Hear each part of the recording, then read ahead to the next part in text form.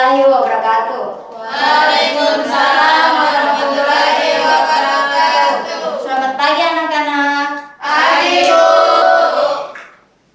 Apa kabar kalian? Apakah baik atau ada yang kurang baik? Baik, Bu.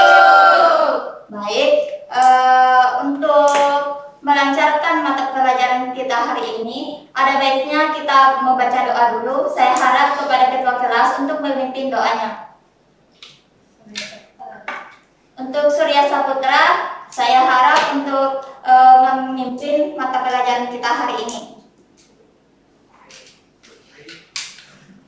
Sebelum kita mulai pembelajaran kita pada hari ini, alangkah baiknya kita membaca doa terlebih dahulu. Doa dimulai.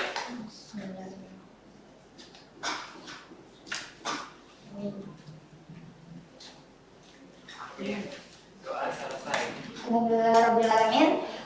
Untuk memulai mata pelajaran kita hari ini, ada baiknya Ibu absen dulu untuk mengecek kehadiran anak-anak sekalian. Gita Aulia, Hadir, Bu. Fatmayana, Hadir, Bu. Nur Amelia Idrus, Hadir, Bu. Afikatur Rahma, Hadir, Bu. Bunga Patricia, Hadir, Bu. Surya Saputra, Hadir, Bu. dan Rizky Saputra. Hadir, Bu. Baik, semuanya hadir hari ini. Jadi mata pelajaran kita hari ini yaitu teks cerpen. Ada yang sudah tahu apa itu cerpen atau ada yang sudah mengenal apa itu cerpen? Cerita Pendek sekali. Jadi Ibu akan memaparkan tentang mata pelajaran teks cerpen, yaitu cerita pendek. Jadi tujuan pembelajaran kita hari ini yaitu memahami pengertian cerpen dan mengenali ciri-ciri cerpen dan serta fungsi cerpen. Yang ketiga itu mengenali struktur dan unsur cerpen serta mengetahui jenis-jenis cerpen dan menganalisis satu cerpen dan menentukan strukturnya. Jadi mohon disimak baik-baik karena sebentar Ibu akan kasih tugas untuk materi cerpen hari ini. Jadi cerpen atau cerita pendek adalah karya sastra berbentuk prosa naratif yang menceritakan suatu peristiwa atau pengalaman hidup tokoh secara singkat, padat, dan memiliki kesan tunggal.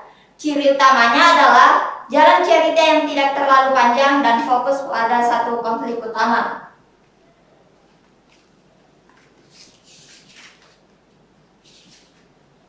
Jadi cerpen itu memiliki 6 ciri-ciri. Yang pertama yaitu ceritanya fiktif. Cerpen merupakan cerita fiktif yang tidak nyata, yang dibuat berdasarkan imajinasi penulisnya. Yang kedua yaitu jumlah katanya lebih sedikit. Cerpen umumnya hanya terdiri dari beberapa ribu kata atau beberapa halaman. Jumlah cerpen biasanya tidak lebih dari 10.000 kata. Yang ketiga, keterbatasan tokoh dan karakter. Karena panjangnya yang terbatas, cerpen tidak memiliki banyak tokoh atau karakter. Biasanya cerpen terdiri dari karakter utama dan 1 atau 2 karakter pendukung saja. Yang keempat yaitu plot yang singkat. Cerpen memiliki plot yang singkat dan hanya fokus pada satu aspek cerita saja. Yang kelima yaitu gaya bahasa yang padat. Cerpen ditulis menggunakan gaya bahasa yang padat dan menggunakan kalimat efektif. Ini dilakukan untuk meminimalisir penggunaan jumlah kata agar tidak terlalu bertele-tele. Dan yang terakhir yaitu punya kesan yang mendalam. Meskipun singkat, cerpen seringkali meninggalkan kesan yang mendalam kepada pembaca. Alasannya karena cerpen punya gaya penulisan yang kuat, karakter yang menarik, dan tidak terlalu banyak konflik.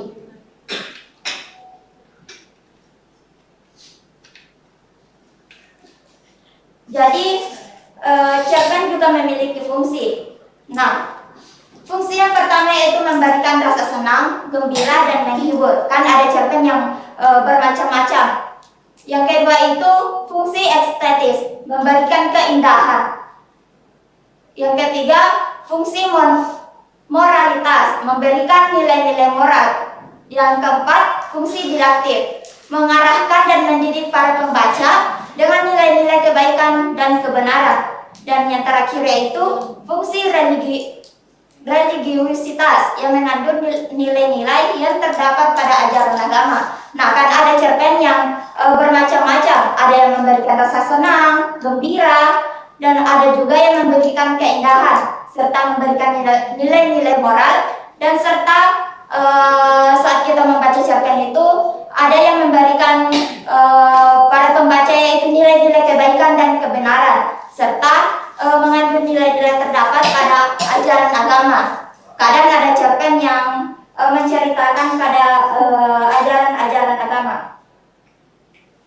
Nah, cerpen juga memiliki unsur intrinsik, yaitu ada tema. Tema itu gagasan utama yang melandasi cerita.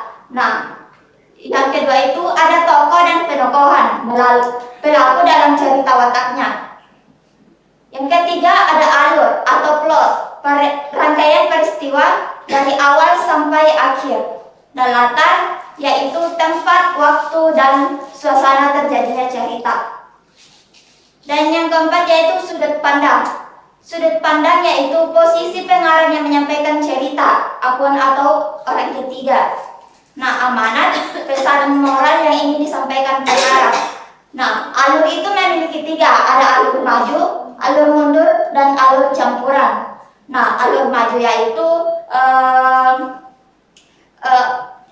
alur maju yaitu yang disusun dari awal sampai akhir. Nah, alur mundur yaitu alur yang dari akhir ke awal. Dan alur campuran yaitu alur yang melompat-lompat, ada yang dari masa lalu ke masa kini.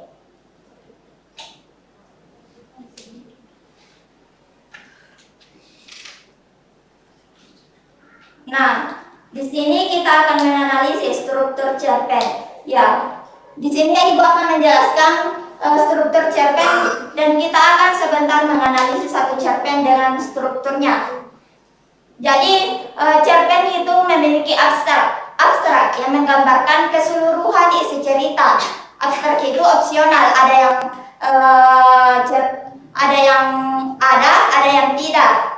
Nah, orientasi yaitu pengenalan tokoh, latar, waktu, tempat, dan suasana. Dan komplikasi, rangkaian peristiwa yang menunjukkan hubungan sebab akibat antar kejadian. Di bagian ini, watak tokoh mulai terlihat melalui konflik yang muncul. Nah, yang adapun klimaks, yaitu puncak konflik. Nah, di sini puncak konflik itu mengarah ke titik klimaks atau puncak yang mulai terlihat solusi dalam masalahnya. Dan resolusi yaitu bagian di mana masalah mulai diselesaikan dan solusi dari konflik mulai terungkap.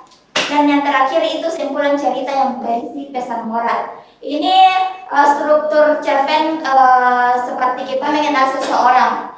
Nah, ada yang mulai dari pengenalan, mulai kita merangkai peristiwa, dan klimaksnya itu mengarah ke titik mulai terjadi solusi dari masalah.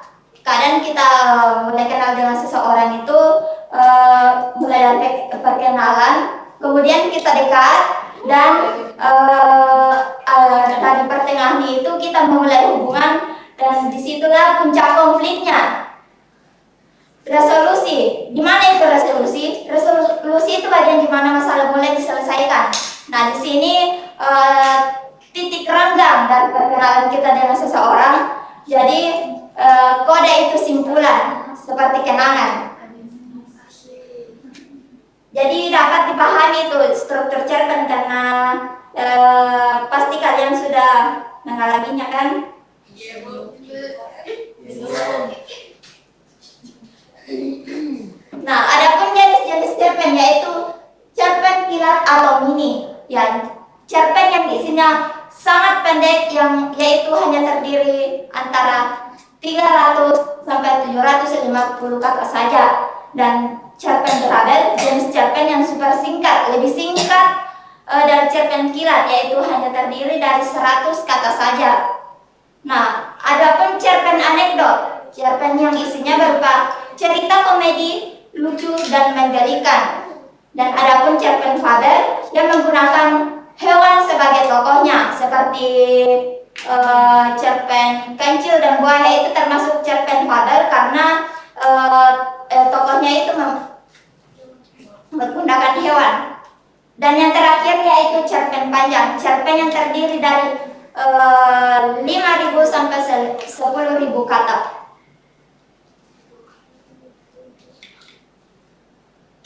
Nah, di sini ada contoh cerpen. Ada yang bisa membacakan cerpen di atas? Baik, Anda saya persilahkan. Contoh cerpen judulnya Payung Kuning. Hujan turun deras, seorang anak berdiri di pinggir jalan tanpa payung. Seorang nenek lewat dan memayunginya. Anak itu tersenyum. Terima kasih, Nek. Nenek itu hanya berkata, dulu ibumu juga pernah memayungi aku. Nah, ini terima kasih Adi Nur Fitri Dewi. Jadi ini adalah salah satu contoh cerpen yang singkat. Jadi cerpen itu sangat singkat. Beda dengan cerita-cerita lainnya. Nah, di sini Ibu sudah menentukan struktur cerpen dari yang sudah dibacakan Adi Nur Fitri Dewi. Jadi orientasi dari cerpen tersebut yaitu hujan turun deras, seorang anak berdiri di pinggir jalan tanpa payung. Nah, di sini orientasi menentukan latar waktu.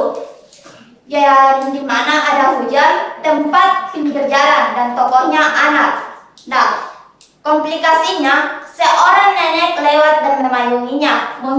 Nah, di sini muncullah interaksi yang menimbulkan rasa haru. Klimaks, anak itu tersenyum. Terima kasih, Nek. Puncak perasaan dua tokoh. Nah, resolusinya, nenek itu hanya berkata, dulu ibumu juga pernah memayungi aku. Masalah terselesaikan dengan pengungkapan masa lalu. Dan koda amanat, yaitu kebaikan yang tulus akan berbalas kebaikan meski setelah waktu lama. Jadi itulah struktur cerpen. Kalian sudah paham? Atau ada yang kurang dipahami? Jika ada, silahkan bertanya karena Ibu akan menjelaskan dan memberikan tugas untuk di rumah.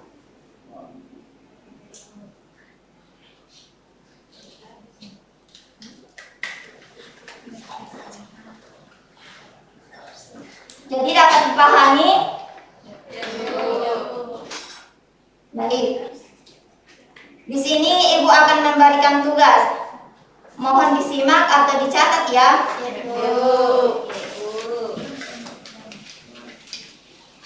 Jadi Ibu memberikan tugas, kalian cari satu cerpen dan menentukan struktur cerpen tersebut. Ini tugas di rumah ya, kalian kumpul minggu depan.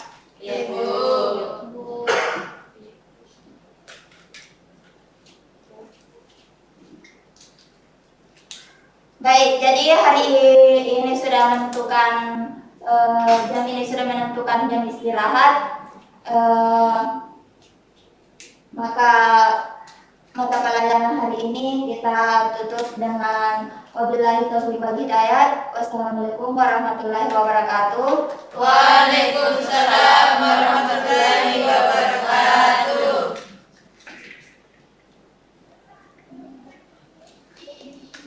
Terima kasih.